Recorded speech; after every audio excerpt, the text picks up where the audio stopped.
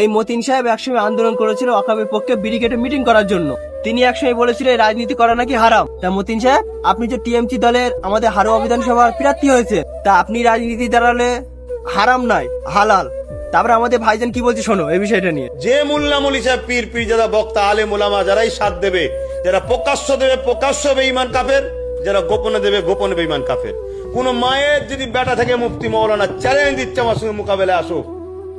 আজকে যারা আমার মসজিদ মেটাতে চাইছে, মাদ্রাসা মেটাতে, কবরস্থান ঈদগাহ খানকাকে মেটাতে চাইছে, সেই বিজেপির সাথ দিয়েছে মমতা। বলেছিল দিল্লি গিয়ে আন্দোলন করো, ওয়াকাব এখানে কোনো গোলগোলি নেই। পরবর্তীতে সেই ওয়াকাব কালা কানুনকে মেনে নিল।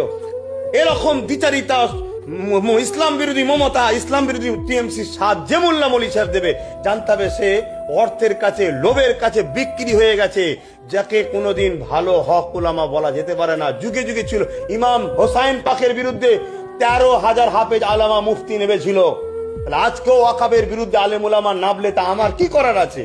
আমি লড়াই করব, তাদের বিরুদ্ধে বলবো। এগুলো হলো সেদিনের এজিদের পক্ষে, আজকের এজিদের পক্ষে। যেমন সেদিন এজিদের পক্ষে 13,000 আলেম উলামা ছিল, মুফতি ছিল, আজকেও এরা সেই আজকের এজিদ মমতা এদের, আজকে মুদি এদের পক্ষে এই সব মোল্লা মৌলী সাহেবগুলো জনগণের কাছে প্রচার করা আছে। আজকে আবার বলছি, জনগণ দেখবে, জনগণ বুঝবে।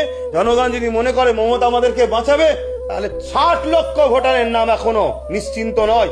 তাহলে এদেরকে মমতা বাঁচাচ্ছে? মমতা কি এখনো ধর্নায় বসে আছে?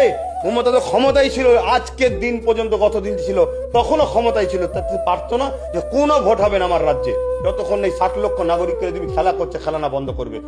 নির্বাচন বিচারপতিরা তাড়াতাড়ি দ্রুত করুক, করে সমাধান হবে, তারপর ভোট।